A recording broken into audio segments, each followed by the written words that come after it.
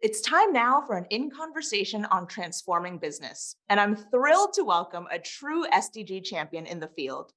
He's president and vice chair of Microsoft, leading on critical issues where society and technology meet, including privacy, sustainability, human rights, immigration, and philanthropy.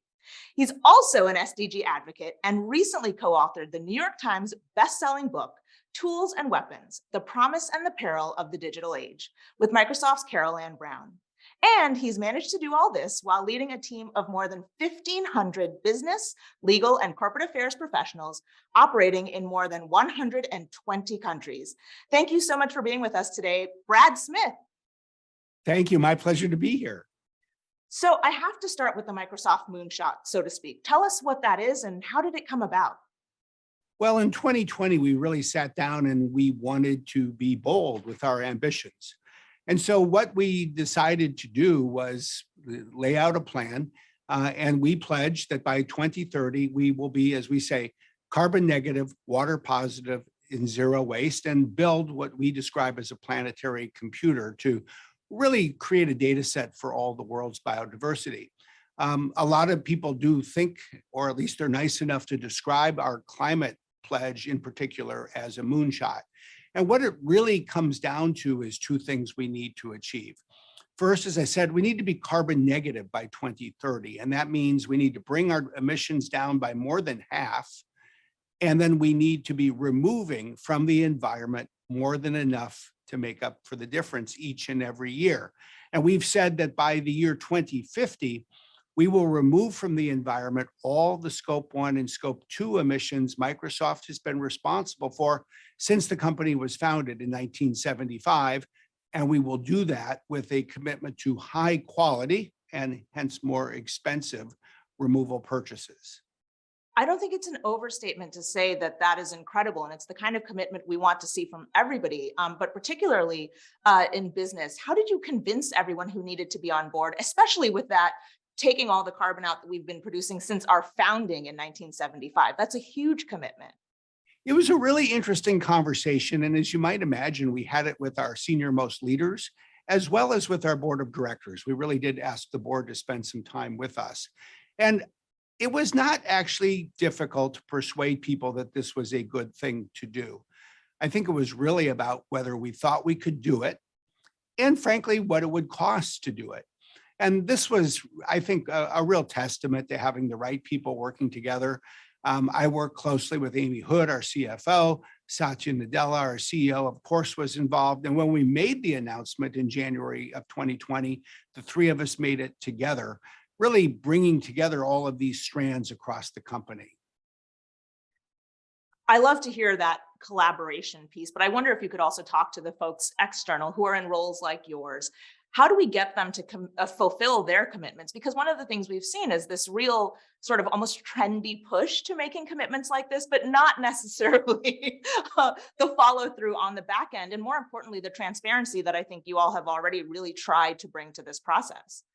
It's really interesting because by our count, there are now 3,470 companies worldwide that have made some kind of climate pledge. Wow. So our focus really as a company is this year, as we call it, moving from pledges to progress. So what does that mean? Well, I think for us, it means three things. And this really gets to the breadth of our climate ambitions. The first is we have to deliver on our own pledge. We have to make progress. We have to take additional steps. We're giving targets to every part of the company. We've created an internal tax, in effect, an internal price on carbon. We're using the money that generates to invest in both improvements to reduce emissions and make more removal purchases. But I think in some ways, the two most things we've done that I would urge everybody to do is, number one, we've really committed to transparency. We're publishing our reports every year, even when they're not as good as we would like. But that's how we promote accountability. And then second, to really drive the accountability home, the compensation of the 15 most senior people in the company, including me, is in part based on whether we make progress. So that's how we deliver on our own pledge. But there's two other things we're really thinking about and are hoping and working to deliver on. One, I really see it as Microsoft's role to help create the technology that the world needs to build a sustainable planet. So we're doing this in two areas.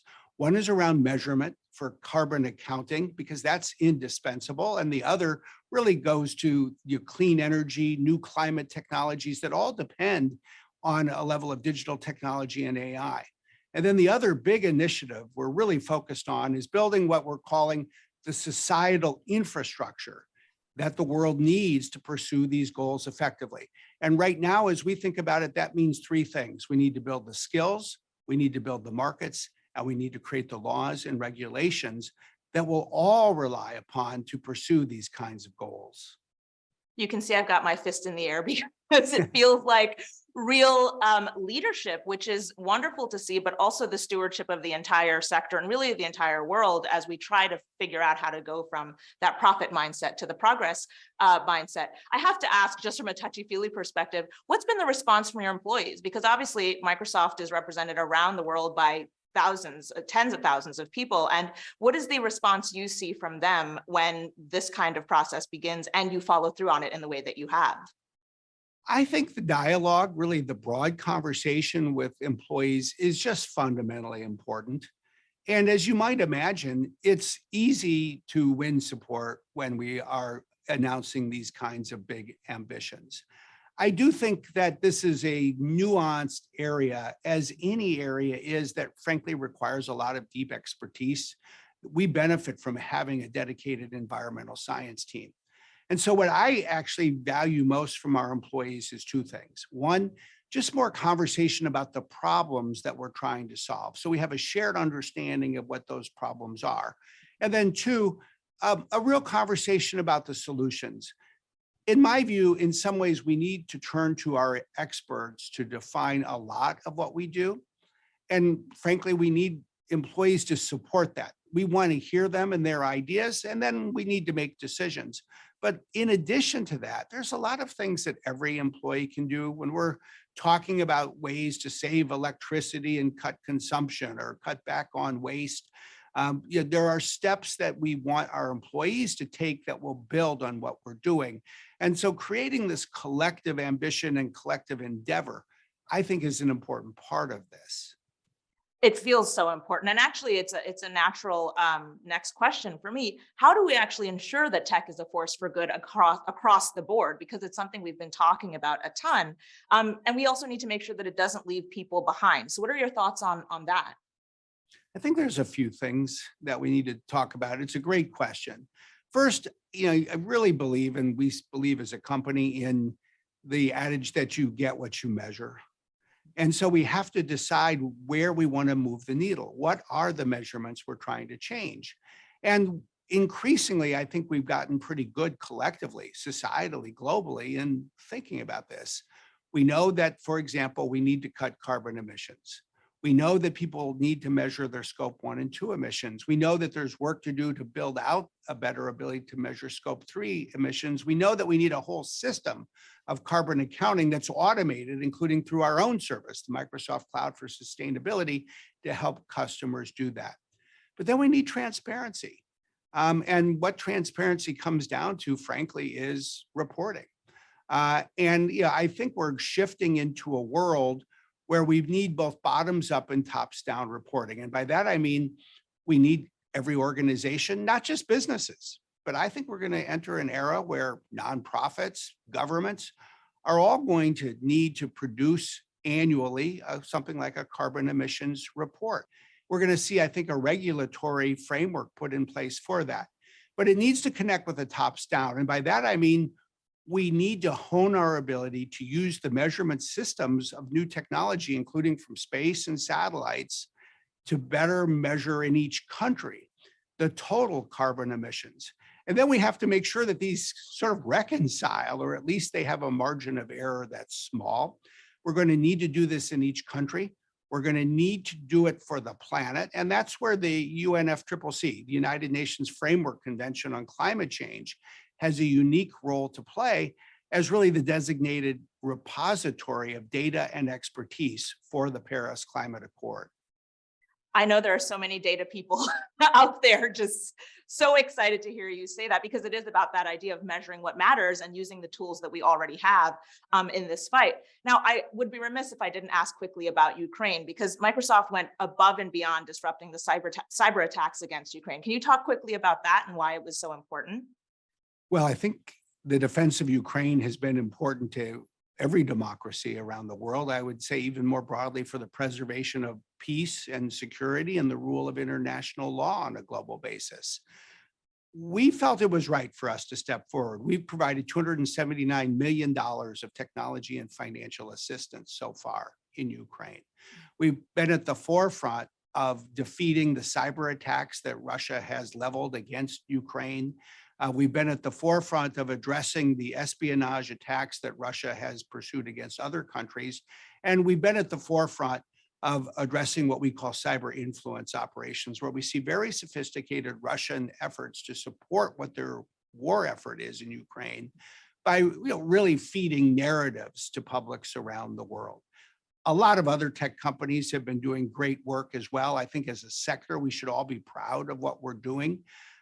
It shows, I think, more than anything else, that part of our role as an industry, and certainly for Microsoft as a company, is to not just support countries around the world, but to protect and defend them with the digital infrastructure of the 21st century. And in short, that's what we're seeking to do. I love to hear it. And I know we're all very grateful for it. I just want to touch before we go on education, because we've talked a lot about education and the Transforming Education Summit.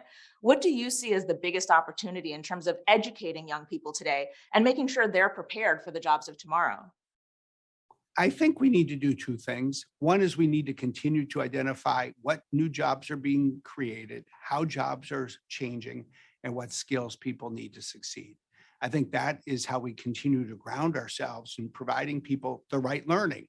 And second, we use all of the resources at our disposal to bring those learning capabilities to people. And in the world today, that means in person as well as interactive and online. And it really means bringing together the United Nations, organizations like UNICEF.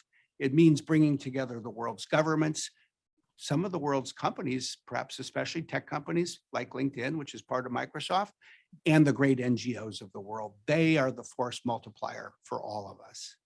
All the collaboration and then using it to address these problems. Because you seem to be so great at lists of things to do to address the issues that we face, which I love to hear, I just have to finally ask about a call to action. What's your call to action to the folks out there to kind of follow in the footsteps that you guys have created in terms of taking action and really devoting yourselves to progress? The opportunity is literally all around us. It doesn't matter what line of business you're in. There is something that you do, there is some expertise or capability that you have that enables you to lend a hand. I think the key to being as impactful as we can is to figure out in each instance, what do we do that's unique or special? What SDG do we connect with most? We at Microsoft identify 4 where we put really the majority of our effort. I think that's a great exercise for people to just go through all 17 as an SDG advocate. I see that. And then I think it's really a question for all of us. How can we measure together the impact of what we're doing? Because I think we need good intentions. We need lots of, frankly, volunteers and volunteerism, but we need to have an impact. And I think measurement will enable us to do that. Well, Brad Smith, that's the best list ever. I hope we all adhere to it. And really, thank you for your leadership on all of this, because it truly feels like the kind of leadership we need and that we need to see more of. And to everyone out there, stay tuned for more from the SDG Action Zone.